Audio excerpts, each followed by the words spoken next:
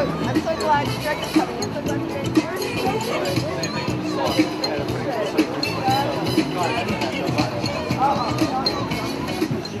There are not.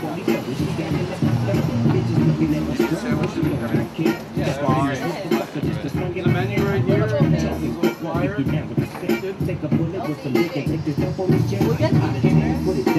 No, this is the last time. Until next year, David. What, you already have something?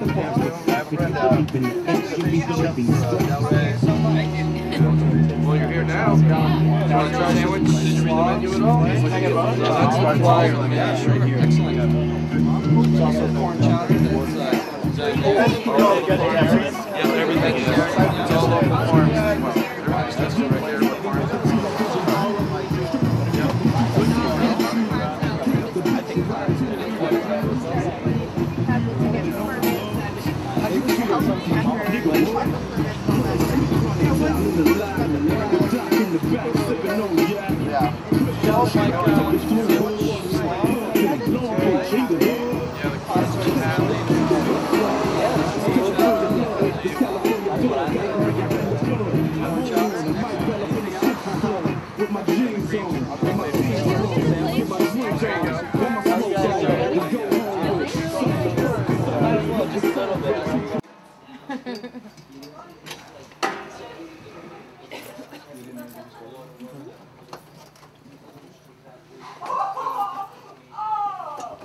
Should we tell them? We're going to start our session.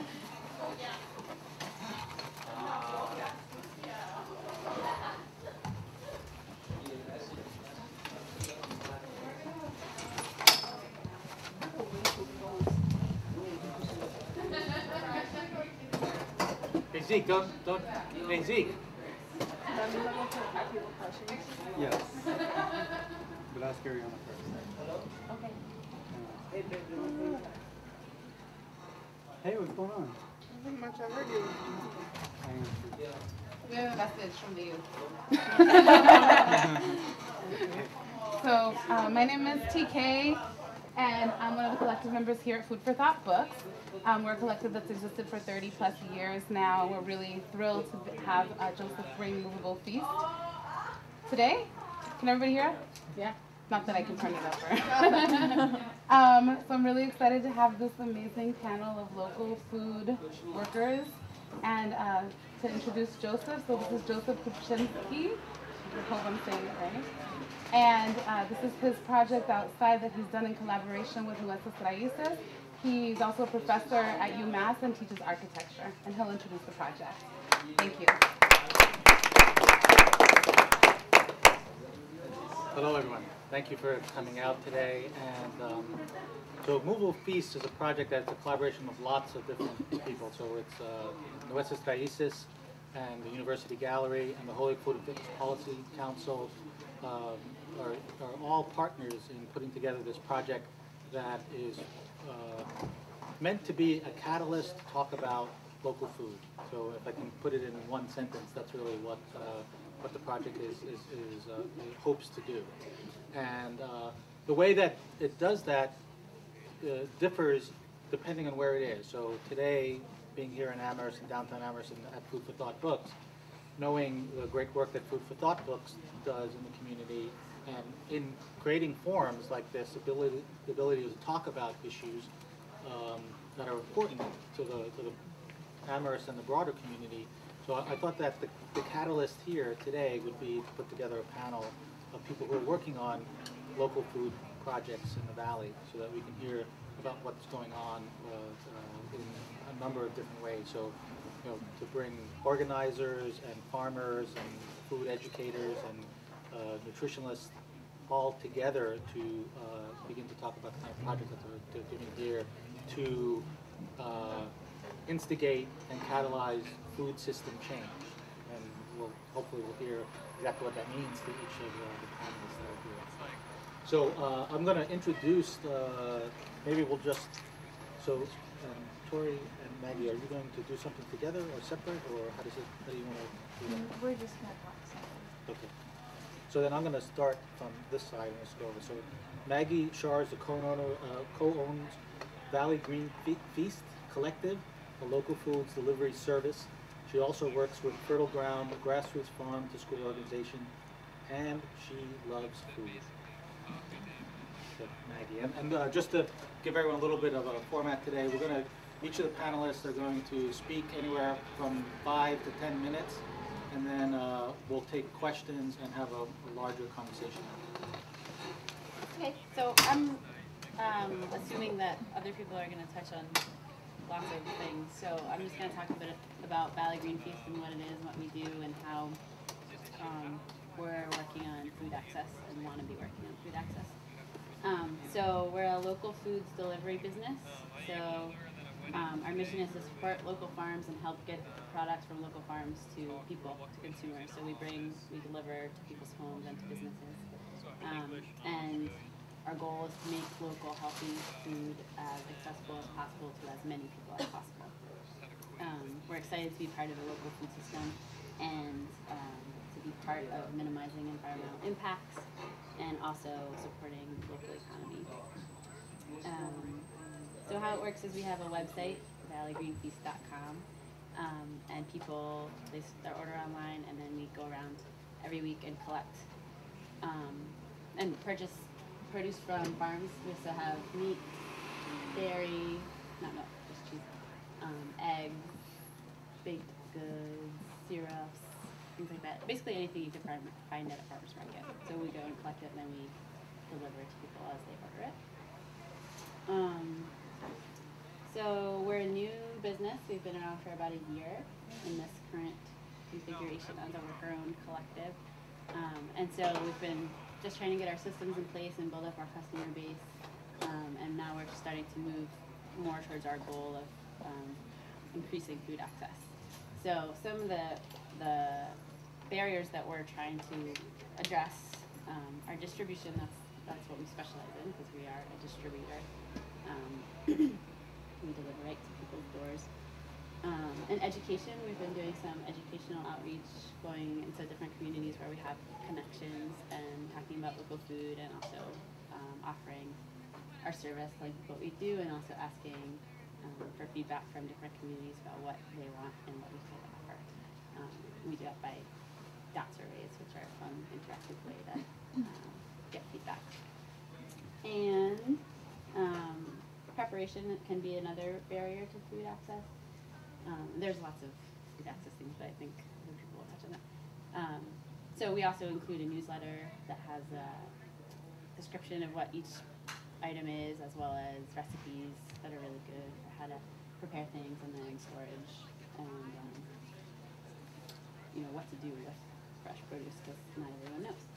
And then the biggest, most obvious barrier is the financial barrier, and we are taking steps to address that.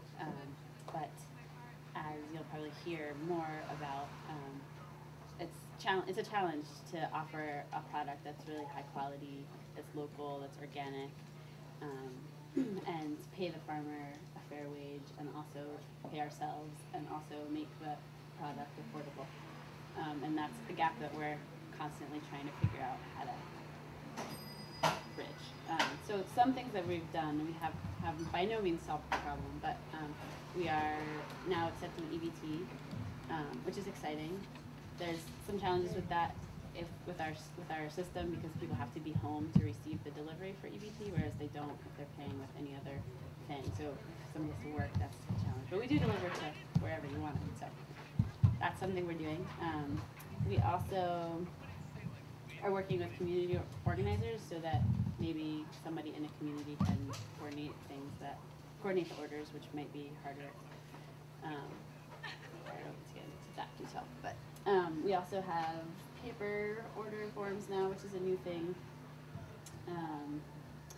And we're working on doing some fundraising, so trying to get our customers who pay full price to maybe pay a little bit extra to donate to a fund that could subsidize lower prices for folks who need it. And we offer 20% discount to low-income customers and people paying with EBT. And we're also looking into doing some fundraisers in the future. So it's all on the horizon. And the last thing that we're doing is we're incorporated as a cooperative. So we're not a nonprofit, which means that we can't apply for grants, which is what I think needs to happen in order for us to actually make the food affordable for more people. So we're talking about partnering with various organizations and maybe getting grants that way to supplement. So I'm happy to answer more questions about how that works and what we do. I have plenty of brochures and cards. Feel free to take one for yourself or anybody else. And I'm excited to be here and be part of all the exciting new things that are happening in the Valley.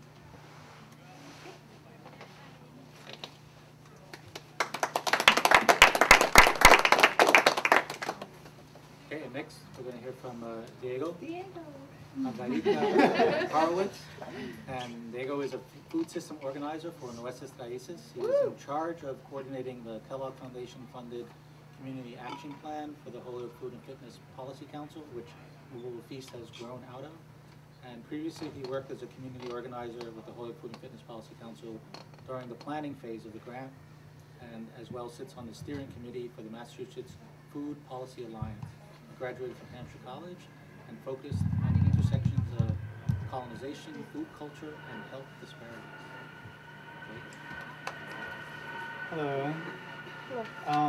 So I work with Nuestras Raíces. Nuestras Raíces is a nonprofit organization in Holyoke. It was founded around 20 years ago with the establishment of La Finquita, which is a community garden in South Holyoke. And from there, it's grown into a really large organization. Today we have over 10 community gardens, as well as an incubator farm by the Connecticut River. And we work with immigrants and beginner farmers. We let them come on our land and we rent out like quarter acres, half acres, and teach people how to farm and find them markets. We also work with the Holyoke Food and Fitness Policy Council. We've been working with the school system in Holyoke to try and get our produce into the schools. And so it's taken a lot of time and energy to develop a system. Basically, the bureaucracy of an industrial food system has created a lot of barriers for small local farms to be able to get their own produce into larger markets like a school system or wholesale. And so that's one of the products of the Food and Fitness Policy Council. I kind of sit on an intersection between Nuestras Raíces and the Food and Fitness Policy Council. So I work for both. And so like Ariana will talk more about the structure of food and fitness. Maybe we should have switched seats. But what I can tell you about Nuestras Raíces is that we work with youth, we train youth to talk about food systems. A food system being production, distribution, and consumption. So looking about different models of a food system, an industrial model versus a local model. We've been working on a community action plan for the Food and Fitness Policy Council, which includes the development of a mobile market strategy in which we are able to sell produce in many places of Holyoke. Holyoke is a non-traditional food desert. A food desert is an area that has a lot of barriers. Usually you'll see a lot of fast food businesses, and there's a lot of car access, but not so much walking or biking access. So that's why it's called a food desert. There's a lack of transportation access to supermarkets or healthy food or produce. Holyoke, partly because of Nuestras Raíces, is called a non-traditional food desert because we do have community gardens. There is quite a bit of green space. Our gardeners actually do sell and our farmers sell their produce locally, but not on the kind of scale that would be able to feed as many people as we would like to see. Part of the initiative of the Food and Fitness Policy Council is to really close those gaps that create somewhat of a food desert environment in Holyoke. Holyoke is more of an economic desert. There's lack of opportunities for jobs and economic development, which in turn creates a lot of nutrition and dietary barriers. What else? It's a very big organization. Another part of the community action plan is the creation of an agricultural commission, which would then work with the city and talk to the mayor and be the farmers' representation on the city level. So when policy issues come up around like land usage or zoning, the mayor will have a commission to go to in order to answer her questions or her issues. Part of the agricultural commission is going to be charged with trying to get a backyard chicken ordinance passed. We tried to do that earlier this year. We came up with a bunch of challenges, but the fight isn't over, and so that's going to be coming up in the next few years. Is we're going to try it again. Then there's our community gardens. Right now, our community gardens sit on private property and are not protected. So we're working with the city planner and city planning department to create land protection for our gardens. What else is on our community action list? Oh, the state. So as well as working on the local level, we're also working with the Massachusetts Food Policy Alliance, which includes Project Bread, the Food Bank, Massachusetts Public Health Association, the Farm Bureau, and CISA, basically, and the Food Project in Boston. We're all working together to create we have been working to create a food policy council. Right now it's passed. There is a food policy council that's been approved by the governor, and so at this point we're working to create good representation for the different seats on that food policy council. Holyoke is one of the first food policy councils to have been established, and we've actually been one of the most successful across the country. Our local food policy council includes youth and community members, as well as agency members, which if you look at other models, usually it's a lot of professionals representing community members. So we've really taken a pretty radical step in making sure that it's not professionals representing community, but it's actually community, which is beautiful and challenging. But I think that we've really been at the forefront of the food policy movement, both organizationally, but also as well with the council. So we've been doing community organizing, growing food, selling food, now preparing food. So the Movable Feast was part of the action plan because not only are we trying to create new markets, but we're also trying to create this interactive educational component to the mobile markets. Yeah, that's all I have to say.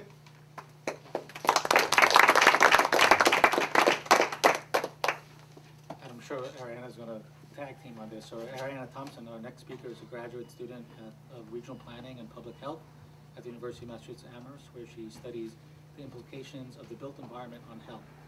So Ariana works as a Holyoke Food and Fitness Policy Council Research and Communications Coordinator, and supporting project evaluation, grant writing, and the Policy Council's communications and policy. She came to Western Mass from Boston, where she worked on quality improvements initiatives for the Massachusetts League of Community Health Centers. I'm going to jump a little bit down to the bottom here. Because I like the last sentence. Ariana likes to pick tomatoes at her CSA and just learned how to can them for winter. Ariana Thompson. Hi. So I work at the Holyoke Food and Fitness Policy Council, and which you've now heard mentioned many times.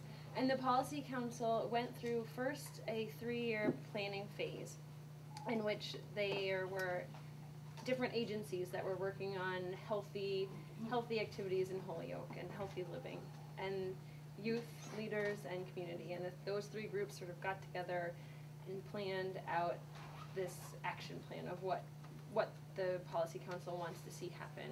And now we're in the first year of a 3-year implementation plan for the Policy Council. This is funded by the Kellogg Foundation and others. And the implementation phase has 3 components, and one of those big ones is food systems, which Diego is running all of the things that he said. And the second is school wellness, and so we have a staff that's working with the schools and helping run farm to schools, getting local healthy food in the cafeterias, getting a salad bar in the cafeterias, starting a school wellness group, working with nurses and parents and focusing in that section. And then the third section is looking at built environment and walking and biking and all the other pieces that make healthy living. And so through these 3 partnerships, again, there's still the agencies and community members and young people involved in all 3 of these pieces of what make sort of what we're saying makes healthy Holyoke. And one of the things I wanted to talk about is sort of why are we doing this? Because I think we sort of say, oh yeah, it's great to be healthy, like everyone should, eat healthy, eat local, and certainly there are good environmental reasons to do that, but the big reason that's sort of close to my heart is the health reason, because right now we're in a obesity epidemic, right? And so it kind of sounds like, oh, that's not so bad, but actually all of the implications of that are diabetes and hypertension and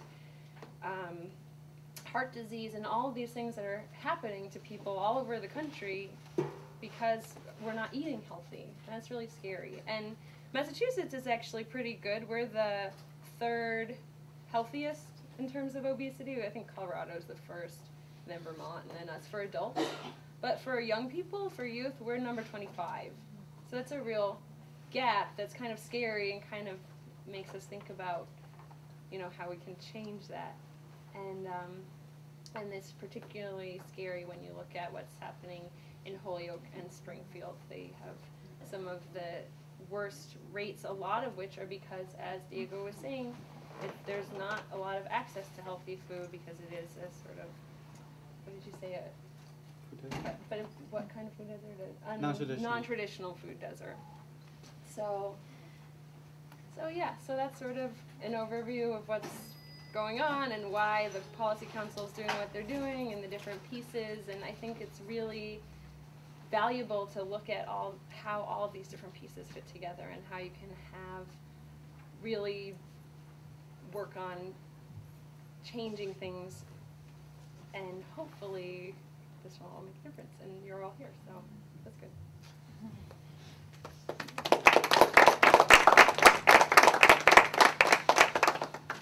Okay, I think actually this is going to be a good segue, I think, because our next speaker is Craig Fear, and Craig graduated from the University of Mary Washington in Fredericksburg, Virginia, with a BS in biology in 1996, and after many travels around the globe, he completed his training as a certified nutritional therapist from the Nutritional Therapy Association in 2008.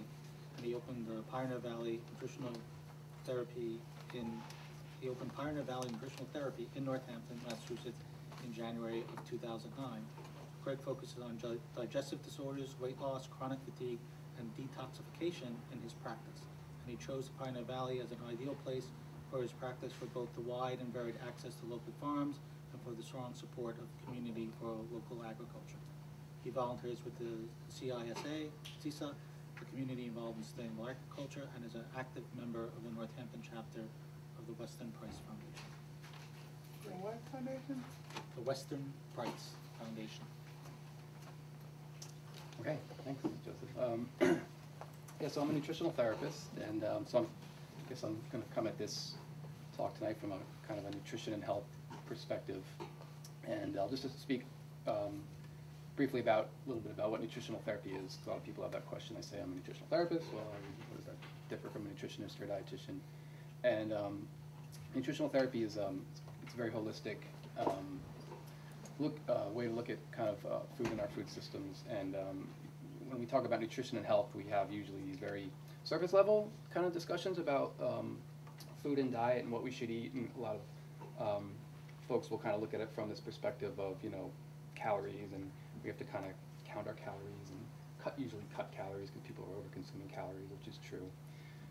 Or you have the perspective of, you know, looking at the ratio of fats, proteins, carbohydrates in the diet, and if we get the right ratios down, usually it's like more low fat, high carb, whatever the ratios are for you, that's going to help your health. And that, there's certainly value in that, but as a nutritional therapist, we go quite a bit deeper than that, and we look more, not towards those things, more towards the quality of the food and how the food's being produced and where it's coming from as a true measure of its nutrient value and thus its health value. So when I work with people, it's a lot of education and kind of deconditioning some of these kind of myths about nutrition that we've kind of carried around for decades. And I do a lot of public speaking in the area, and really kind of educating people on, you know, the difference between, a lot of people will say, you know, I'm cutting down on my meat consumption, I'm eating more low fat, and that might have some value, but what I say, you know, there's a big difference between how we raise, you know, a cow sustainably than how one is raised in a factory farm. I think probably a lot of you are aware of that here. A lot of this awareness of our food production systems is coming into our culture now, which is great. So I kind of educate people about traditional foods. Really, that's kind of a big part of what I do. And I mentioned that I'm a member of the local chapter of the Weston Price Foundation, which has just started up. And just by a show of hands, I'm just curious, is anyone aware of Weston Price? Does anyone know who he is? 2, 3, all right, so maybe I'll speak a little bit about Weston Price, just because I think there's so much confusion out there about nutrition and health. Everyone has these different ideas about what we should eat, you know.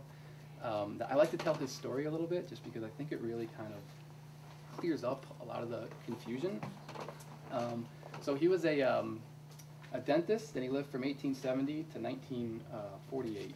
And he was seeing a huge increase in kids coming into his practice in the first part of the 20th century with more and more cavities, as a lot of dentists were at the time.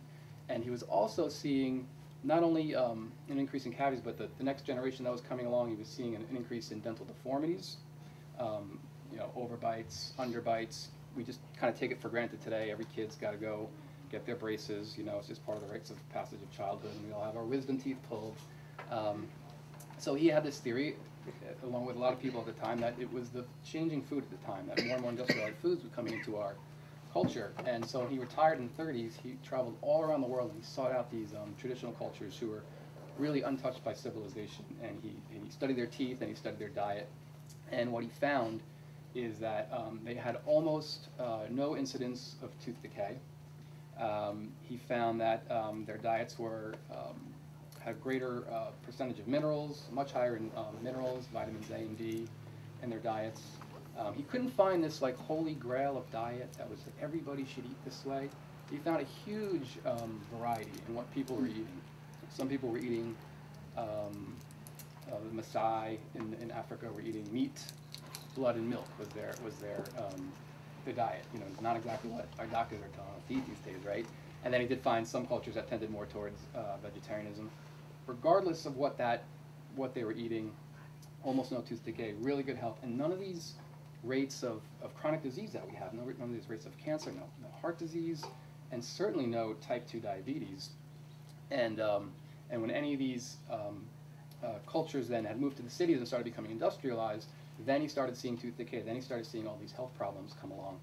And the longer, the next generations were experiencing more and more health problems. So he was making the connection to industrialized food and our health, a degeneration in health that's kind of continued that we can really see in our culture today. Kids, I think this is the first generation that's going to be, at the rate we go, is going to live a shorter lifespan than the previous generation.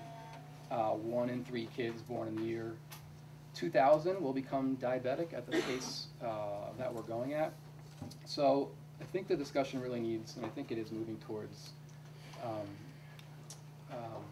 really kind of where our food is coming from. And I'll just kind of speak about, just to kind of move off where you left off about obesity. And it's one of the things I help people with is weight loss. It's really like the easiest thing I do.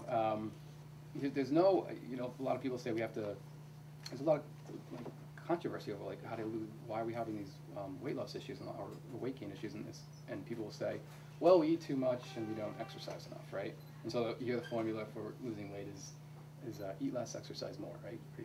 Pretty common sense. But actually, that really doesn't really work for a lot of reasons. And the kind of root reason, no question, behind our obesity epidemic and type 2 diabetes is the overconsumption of refined carbohydrates and sugar-based products that are part of the industrialized food supply that has almost become kind of an everyday kind of part of every American's diet. It's a standard American diet.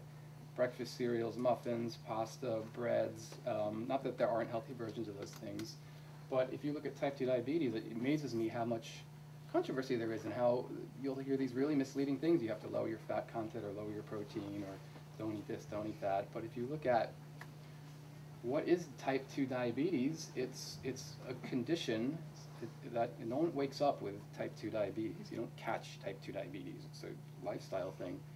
And it's a progression, and it's a diagnosis of too much sugar in the blood, where the body can't process all the sugar out anymore, so the cells become resistant to all the sugar, and they build a wall, and the blood sugar rises unnaturally in the blood and causes a lot of health problems. And that's directly related to the amount of refined carbohydrates and sugar-based products that are almost saturate, you could say, almost our industrialized food systems. So I can really help people with understand that. It's really important, of course, in Holyoke and low-income communities. There's certainly a lot of really good discussion about getting people access to healthier foods. But it's amazing with a little education how such little things can help. Instead of purchasing soda and drinking soda, how about some water, Instead of so many of these junk food products, you can choose very cost-effective, better versions of those things to make a huge difference in your health. So that's what I do. I help people with all sorts of health issues, and yeah, I have some information up here if anyone wants to grab some stuff afterwards, and I'll leave it at that.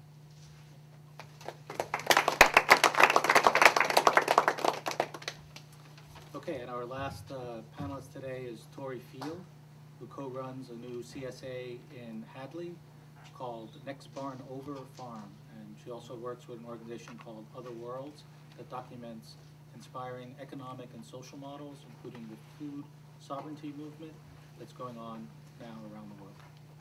Tori. So my name is Tori, and like you heard, I work and started together with my partner a farm in Hadley, Mass, which is just a couple miles down the road. It's a veggie CSA farm, community-supported agriculture. We have about 350 members and 20 acres that are in cultivation, and we grow somewhere between 30 and 40 different crops. Probably most of you living in this area know what a CSA is, but just in case anyone doesn't, the CSA model is a model of farming that was introduced to create local food systems and create a direct relationship with people who are purchasing food and with farmers. So people buy memberships at the beginning of the season. They pay a certain amount, mostly up front, and then they come once a week throughout the season and pick up a share of the harvest. And it's just a much more sort of realistic, direct connection between people and farming and between people and food, because if, for example, there's a ton of tomatoes one year, then people get a ton of tomatoes. If there's no tomatoes, then everyone recognizes and is connected with the land in that way, and makes adjustments accordingly, and people don't get tomatoes in their share that year. So, and I think the CSA model has done a lot to sort of support creating local food systems. It traditionally has been a sort of middle class affair, in that money has to be put up front, and that's part of how CSA works. You're providing, people buy memberships so that farmers can then afford to fix their equipment, can afford to buy their seeds at the beginning of the season. And so, but it makes it inaccessible for a lot of people to put that money down in the beginning of the season. So for us, my partner and I both were, community organizers and activists long before we got into farming, and that has sort of always been the heart of the project. And the reason that we farm, other than loving being outside, is that we want to be a part of feeding our community, and we want to be a part of sharing food with everyone in our community, and making, growing food that's affordable and accessible. And that's really the challenge for us right now. And we're sort of, this past year, this has been our first season. We started in the spring, so we're sort of winding down our first season and really getting a much more sort of realistic, direct look at what that means and how challenging that is. In this sort of global food system where it's incredibly challenging to both grow food that's affordable and accessible, and also pay your workers a decent living wage, and also take time and energy and intention into honoring the earth. To fit all those things together in the context of this incredibly competitive and unjust system that we have and that we're operating within is incredibly challenging. And I think that struggle on the farm is a microcosm of the challenge that we have in the food movement, the food justice movement, which is how do we create local food systems that support farmers in their livelihood, that make food accessible for everyone, that consider good, healthy, nutritious, organic food a human right, and that take care of the earth at the same time. How can we do all those things at the same time? And so at the farm, just to, we're got real small steps so far. We're taking food stamps this year, which incredibly has not been a part of CSA's historically. It's a very new thing. So we're doing that. We give away a ton of food we want to try and be more of a community resource. So giving away food that we have to different community organizations, and also, if there are community organizations that are trying to pull together food for an event, like we want to make those links and be a resource for people in our community, both in terms of space and in terms of food. And we're also we're trying to right now start a fund at the farm to raise money amongst our share members to provide substantially cheaper shares, to make them more accessible, to make that model more accessible to more people. I think that's it for now.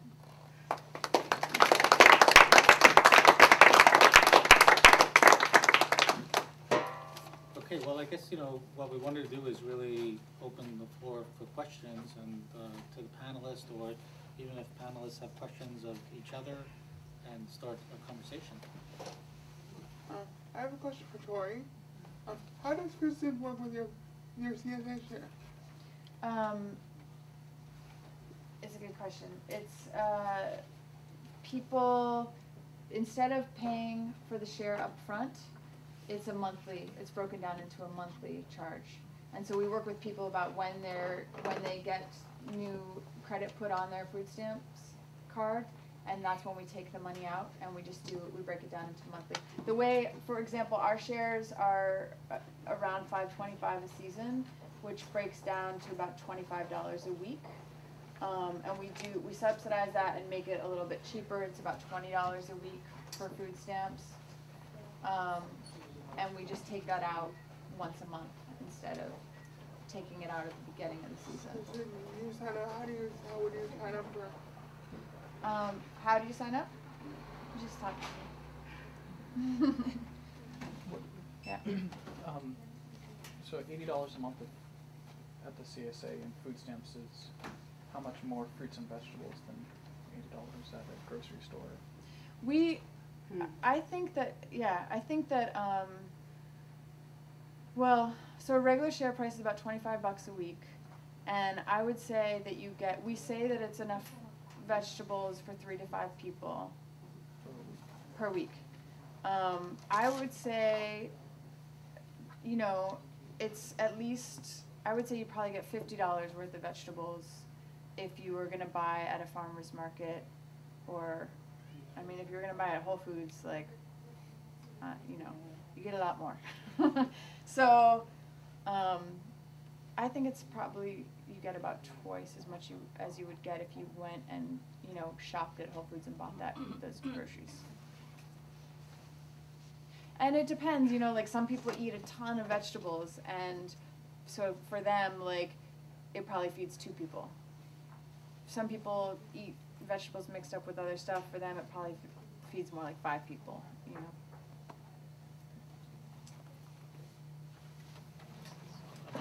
Sorry, I'm not. Why don't we start here and then we'll go back. I was just going to tag on to this discussion quickly. This is maybe just a small initiative that can, that's only accessible to certain people, but you know about the 5 college loan. Yeah, right. That's the credit union. I think you have to be part of the 5 college system, but they will offer you it's a way so that the farmer still gets all the money up front, but you pay by month, so it's more accessible than having to come up with all the money up front. But obviously, it's just for people who can access that bank system. But it's a no interest loan, I think. Right? Yeah, no interest loan. So it's great, just for farm shares. Just for farm shares. It's specifically for farm shares. But I'm wondering if other, some other community groups could start to try and offer that. Because CSAs really can be a much cheaper way to get lots of vegetables. So I have a question about reaching the children. And I had read something that Alice Waters once said, she does the edible gardens in Berkeley, and she had said that it's the kids that have to be turned on, and then they get excited by tasting a real tomato for the first time in their lives, or an apple, and then see where it comes from. So, is that happening here? You've talked about getting into the schools, but how is that kind of excitement, and does that excitement then go up to the parents? And I think that's where it has to begin. So I'd love to hear if that is. Yeah. Yes.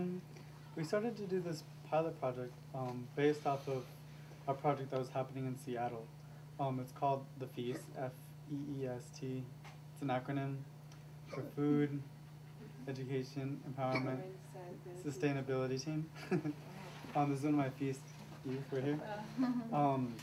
And so last year we did a 4-week run of it where we got produce from the farmer's market, and we started to just do these dinners. And the first week we got about 4 youth to come and cook, and then we ate everything we made, and there was a lot of food left over, so we invited some parents to come and eat with us. The second week we got about 10 or 11 youth to come, cook with us, eat with us, and then the third week we got 25, and the fourth week we got 50 youth. And so from there we decided to do it again this summer, and we've done 9 so far this year. And it's been an interesting process. There's some things that youth just don't respond to, but a lot of it has been really positive. I had one youth who her staple diet was Reese's peanut butter cups and Pepsi, and that was her dinner. She was like, "What are you doing right now?" "No, I'm eating dinner." That was what she ate, and she all of a sudden went to Feast once, and she was like, "Oh my God, Diego, I hate everything, but I like eggplant." So it was one thing, and it's kind of cool to see youth be looking at something and be like, "What is this?" And just kind of there was this one kid who was cutting up corn, and he was like, "This is so weird," and he took his finger and just wiped it on the cutting board and licked it, and he was like, "Wait, it's sweet?" And then he liked the juice of the corn, but not necessarily the corn. So it was really cool to just have these kind of interactions going. So we've been working with a chef who's part of the Food and Fitness Policy Council, and this year's one of my interns. So she helped out a lot in the kitchen, and it's been a really great model. So it continues. The feast continues. Feast continues. Yes. Is anyone aware there's a new community farm in the works in Northampton? Everyone aware of that? It's Grow Food Northampton. It's really exciting. It's a huge, I think it's like 150, maybe 200 acres of prime farmland in Florence. And there's a group that just started in a very short time period that's trying to raise the funds to purchase this land and keep it in the community, prevent development, and keep it as farmland. And they want to put part of it as a community farm for the community, and then have part of it as a CSA. And so they've already hired farmers. They want to farm that land. And it's kind of in the beginning stages, but they just had a fundraiser the other night, and they need about $670,000 to raise by January 31st, and they're about a third of the way there. So, and part of that, part of what they want to do is they want to bring in an educational component to it, to have like a community programs that they can bring kids in and have school programs. So it's really exciting. You can, I think, find out growfoodnorthampton.com will tell you a lot about the project, and they're looking to raise some money. So they got a lot of events coming up, fundraisers in the area. So it's really exciting project. And I can speak to that too. Put on my other hat of I work for Fertile Ground, which is a grassroots nonprofit that does school gardens and food education. And to answer that question about trickling and reaching the youth, one thing that we've found, and not just we, lots of people in the movement, that kids who are exposed, kids sometimes need to be exposed to vegetables up to 10 times before they'll try it. So if you're not getting it at home, having it in the classroom, or having, in the best case scenario, a garden where you're actually planting and interacting with the food and getting to taste it and then being exposed to it over and over again, does affect what kids will eat, and then they can go home and teach their parents and families and ask for things, you know. Sorrel is something that kids really love, we find, and really easy to grow, grows wild. So, and chives is also a really exciting thing. Kids love. This summer we went to Boston, Diego and all of you, and we went and visited the food project in Boston, and there I saw something I have never seen anywhere else, which is the youth there run the CSA, they run the farm, they did sort of educational training, and they led it, and they ran it completely. It was really blown away by that, and their program, they do sort of several summers involved, and they're all paid to do it, and so they're paid to work there, and then they work there, and they really lead it, and it was a very impressive model. That's actually really similar to Garden the Community, which is in Springfield, which is local. So if folks are interested in learning about their work, they're definitely worth looking into. I just wanted to appreciate that each one of you were talking about different pieces that so interconnect, because I think in terms of looking at like low income access to CSAs, that's such an issue for folks. And to like really contextualize that is to say $80, maybe what you're spending on a share, but for like a 4-person family, that's like over half of what you're getting on food stamps normally if you're 200% below the poverty line. So like making decisions around food and how to feed your family goes back to like how do we push back on policy. And I think that that's like really a brilliant way of thinking about what's the value in the work that's happening that Diego's doing also. Because it's like individual choice and like education, but I think it's also about like larger systemic access and how people are responding to that. There's actually this really cool project that we're involved in. It's called the Healthy Incentives Pilot, which is actually really exciting. It's off of I think it's some bill where like a USDA. It's like, what is it? Federal, some sort of federal grant, and it's through the Department of Transitional Assistance in Massachusetts. It's this pilot project which is based off of like the Holyoke Farmers Market is EBT accessible. The idea is that it offers economic incentives for purchasing vegetables with food stamps. So for every $1 you spend on produce, you get 30 cents back on your card. And all these communities all over the country were applying, and they applied here in Massachusetts for Hampden County, which includes Holyoke and Springfield, as well as the surrounding communities. And we got it, and it's the only place in the whole country that they're going to be doing this pilot study. It includes interviews with people who are participating in the study.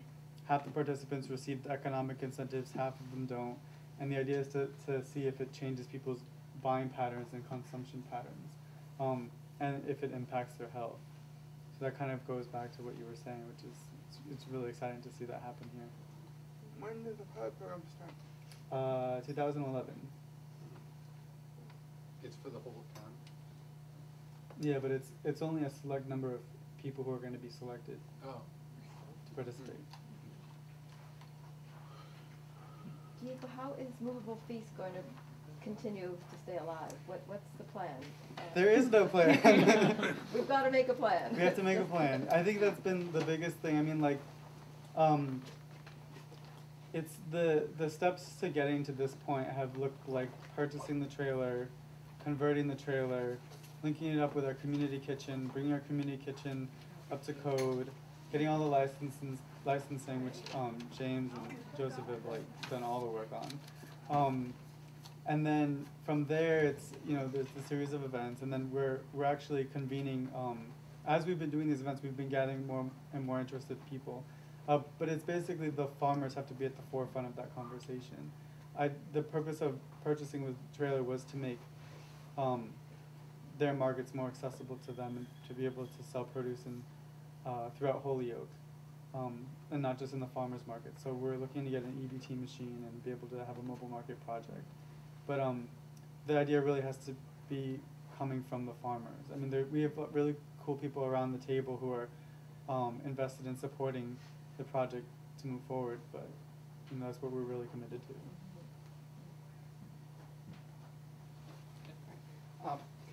First of all, thanks everybody for being here. Food was great, and it's great to hear everybody. My name is Jay. I'm a performing artist, and I've worked on a number of projects, including with the New York Coalition for Healthy School Food, because I'm an ex-New Yorker. We did a project with the Board of Education to bring music. You're on the front lines. I'm kind of the rear guard, bringing education through music. And I brought enough of these, by the way, to give one to everybody who's here. It's a download card for an album that I made called Eat Like a Rainbow. And it's all fruits and vegetables. And I've been working with a lot of wellness committees and PTAs and PTOs and Farm to School and Food Bank of Western Mass, and in order to get the songs to kids, because that's one other way, getting little hooks in their heads. Everybody likes fruits and vegetables. That, of course, by itself doesn't really do very much if they don't have access to the foods or if they've never tasted a fresh tomato, like people are saying. But the reason I mention this, besides the fact that I'd love for everybody to be able to take a card and have my music, it's been difficult for me to find a thread that connects everybody.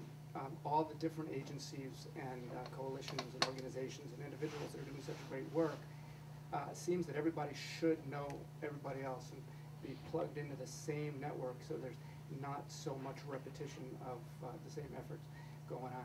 And I haven't yet found that thread, so I'm curious to just mention that and to see if anybody has any pointers in how to. Anyway, I'll just stop there. Well, I'll just mention an article I read the other day that I thought was good, that speaks to that a little bit. I don't really have an answer. I think it's complicated. But this, I forget even who wrote it or where I read it, but he was just saying that, the further we go here with our industrialized food system, the clearer, more the controversies kind of clearing up, and the clearer we can see kind of the past and where we need to go, and what he was saying was that there's a lot of people tied to certain food beliefs, and that sometimes those beliefs can hinder like the greater picture of where we need to go in this country. And he was saying that within these belief systems, there's people fighting each other and over the same thing. That everyone's really concerned about where our food's coming from. But what he's saying is that we don't have this kind of unified message and vision. We have different people kind of fighting over pieces of this kind of idea of where we should go, and then there's all these isms. There's these, you know, vegetarianism and veganism and this ism and that ism, saying it should be this way and it should be this way. But he was saying the further we go here, it's really about industrialized food. If we look at the lens of what's really wrong, it's industrialized food. And that, as I was saying with Weston Price, regardless of where he went around the globe, no matter how they were eating, whether it was high fat, low fat, vegetarian, non-vegetarian, if it was not processed, not coming from an industrialized system, they were healthy. So I don't know that I really answered your question specifically, but I thought it was an interesting perspective that it's about real food and where it's coming from. And we need to kind of sync up that kind of movement. I think it's happening, but you know, it's still fractured a bit, and there's so many different angles and people coming at it from so many different perspectives. But I think it's good in the general sense. There's so much awareness now. Like Michael Pollan says, vote with your wallet 3 times a day, eat local food 3 times a day, and you know, you'll be doing more than you can probably imagine just doing that. And I think that the Food and Fitness Policy Council is a very strong nexus of sort of what you're talking about, because it talks about not just what you're eating, but the whole, as you were saying, like the whole food system and where our food is coming from. And I think it's a really interesting model where you bring together teachers and farmers and students and doctors and city planners and activists and musicians and artists and all of the different people that are involved in the making of our food system, because we all are, and we all eat it, and it's very, very interconnected on all of these levels, and it's really important that people are having these conversations together. I think what's really cool about food systems and food justice is that like with my youth, I have them make these food system maps. We made like a zillion of them. They already know how to draw them. But it basically breaks down like an industrial food system from, you know, the seed to your body, and every step of the way we can talk about different movements. Like, you know, there's seed saving campaigns and the issues with Monsanto and copywriting life, and then you've got farm workers, and you've got the history of Cesar Chavez and like you know, the workers in Immokalee, Florida. Then you've got like distribution. You can talk about the environment and the you know, oil dependence and peak oil and just the whole industry of gasoline. And then you've got like the manufacturing and the amount of oil it takes to manufacture something, and the kind of chemicals that are put into our products and to sustain them and to preserve them.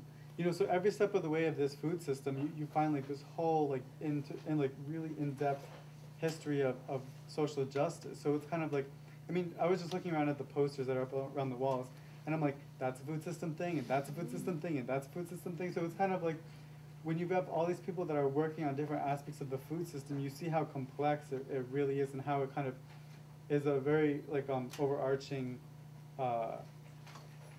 mechanism. And I think one thing that I was really interested in, I mean, something that's really interesting in Holyoke, especially, Holyoke has a huge Puerto Rican population.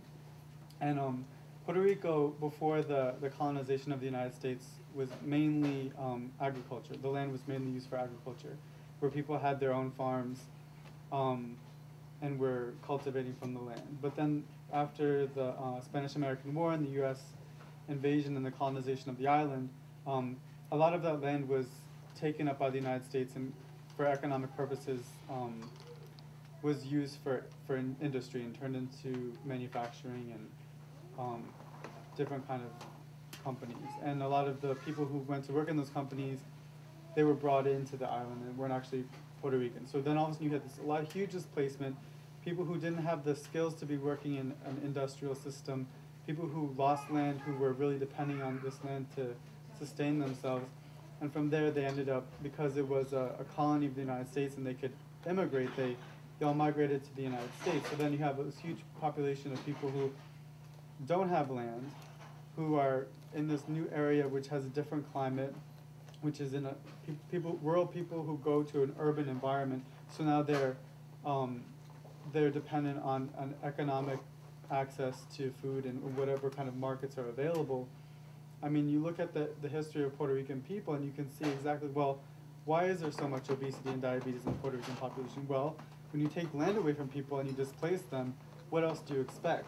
And that parallels with what happened in Native communities and Black communities and Asian communities.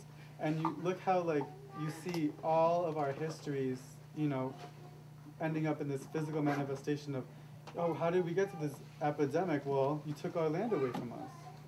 So it's really cool to, like, map out that huge food system and see all these things are weaving into it. I mean, it's very simple and it's very complex.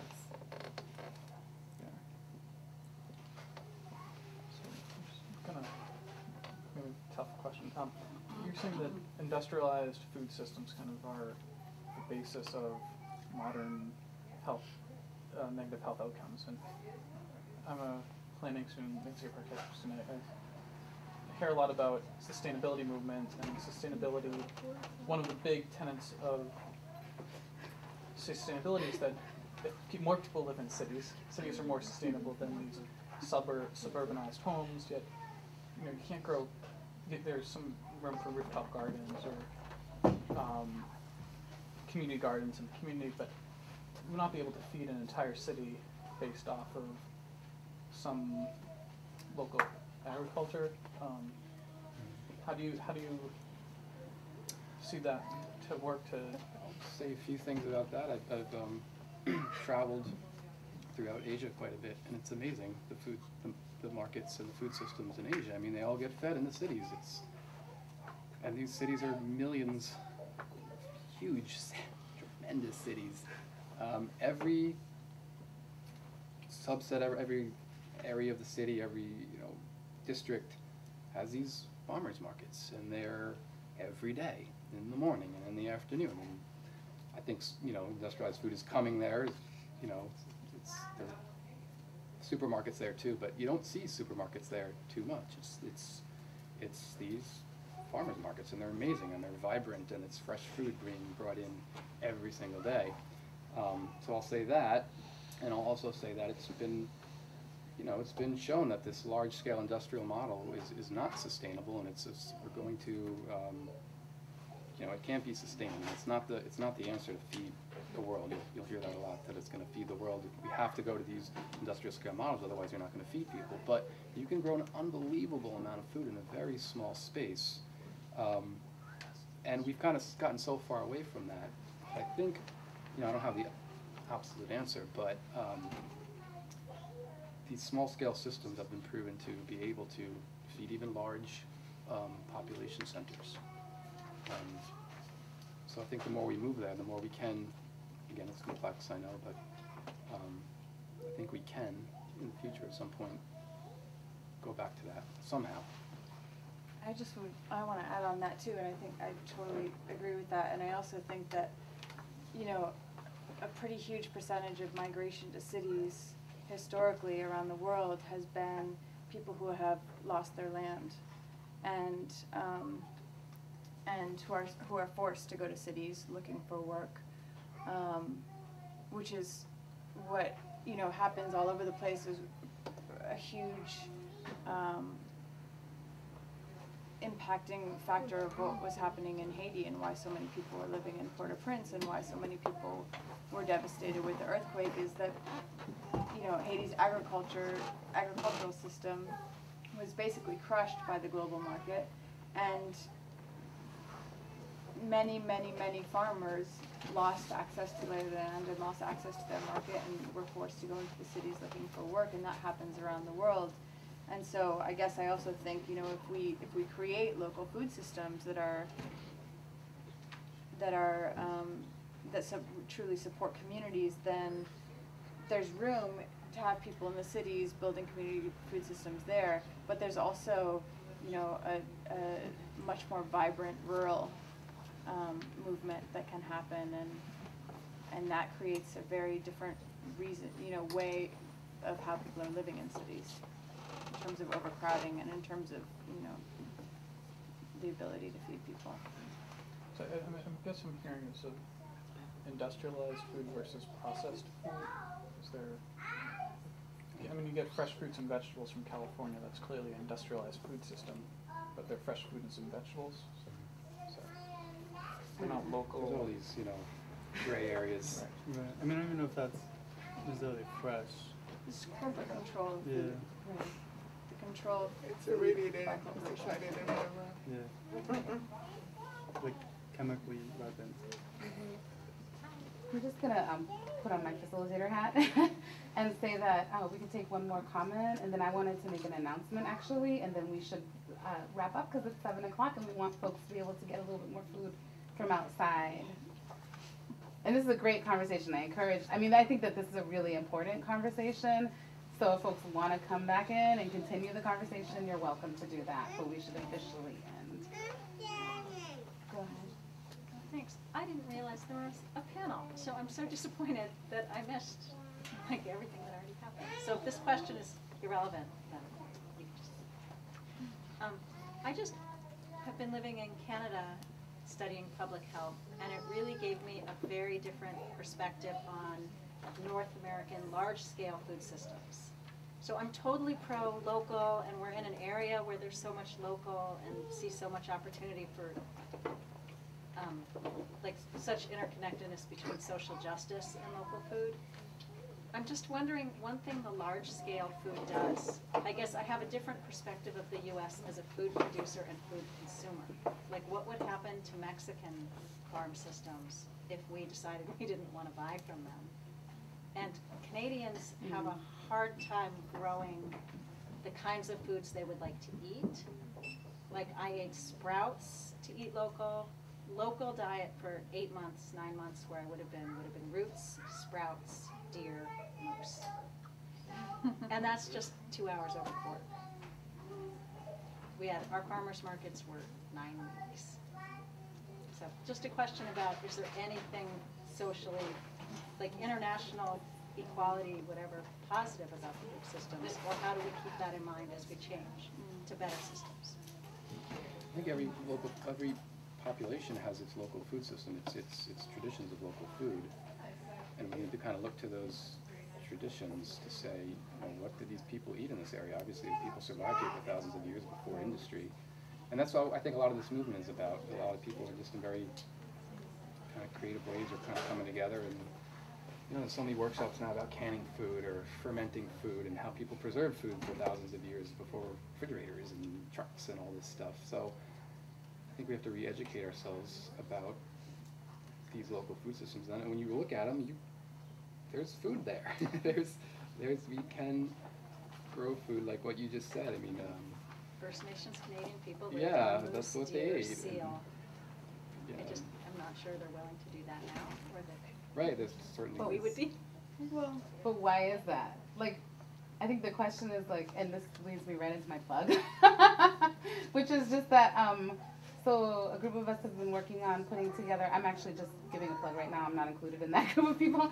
I'm putting together this permaculture course, which is going to take place over 6 months. It's a 72-hour certification course, and I think permaculture is one way of looking at what are the issues that come between us and our traditional knowledges of understanding foods and food systems and the way that we can integrate our lifestyles to look at how we've been removed from that. Diego's giving a really good example of the Puerto Rican community here, and it's put on the spot, right? But I think that also, like I think that there's this like capitalistic fear around, oh, so what would we do if we were forced to eat traditionally? And I would argue that, you know, people survive for thousands of years without without industrialized food systems, right, taking place. And so I think that there's this way that we need to like start to examine why it is that we've bought into that, and that's across the board. It's also in terms of like speaking from a place of like an owner of a collective or a collective worker, right? We're looking at an alternative model for business. And that is hand in hand with what's happening with the food justice movement and what's happening with the reproductive rights movement, and thinking about how do we move away from capitalism and establish our own and build our capacity to work outside of those systems. So there's going to be an orientation in Holyoke either on the 18th or the 21st for this permaculture, to kind of come learn more about permaculture, but there's also this upcoming course, which I encourage you to take these little green pamphlets and learn some more about this work yourselves. I guess the one thing I'm gonna add on to that is like when we purchase from like Mexico, that money isn't going back to Mexican farmers and it goes to the distributor. So it's like even though like if we were to stop buying from Mexico, like it would hurt the distributor. I mean the farmers are already hurting because there's a free trade agreement. You know, that's what's hurting farmers. It's not the us not purchasing internationally. So I think it's like all these little pieces have to be worked on at the same time, which is why it's hard to talk about what I do. And then all the northern meats are contaminated by the way the weather brings computer toxins. It dumps them on the North Pole and is concentrated in the animals. So it's actually not a viable primary food source. So thank you, because you guys know about that. There's just ways that I think we're still international as we're getting more. You know, one thing that didn't happen, and I would just say we could put a sign-up sheet out if folks want to sign up to continue to have these conversations, you know, however that ends up working, whether it's with Movable Feast or in upcoming conversations here from the collective. I encourage you.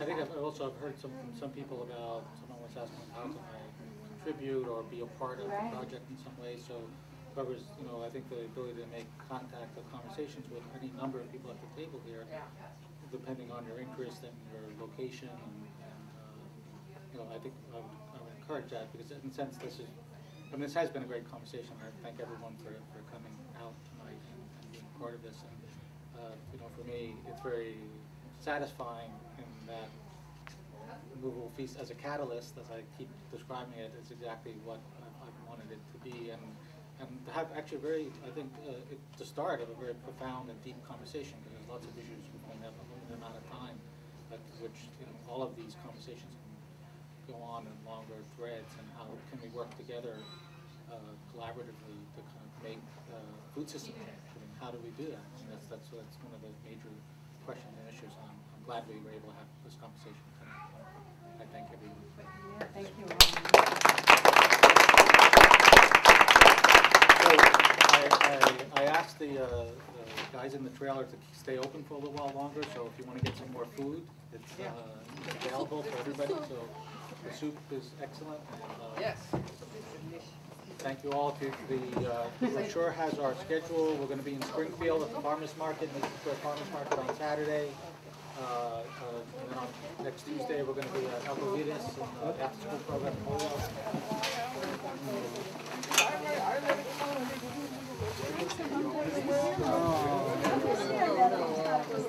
This is a download card. I don't remember her name.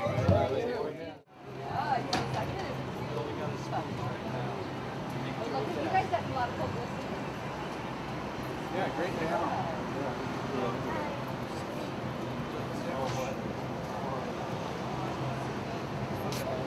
Yeah, There's some dancing.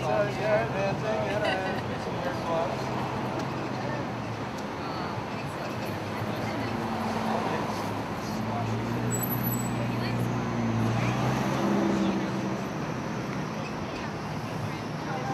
It's amazing. Yeah, the lights.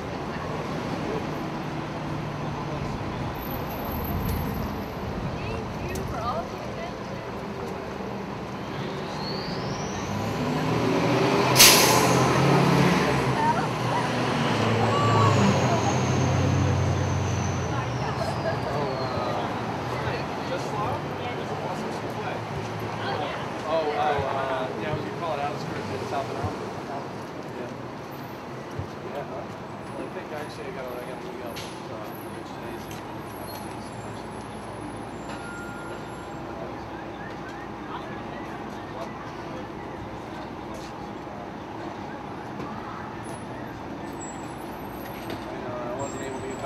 yet, so I don't know. It's kind of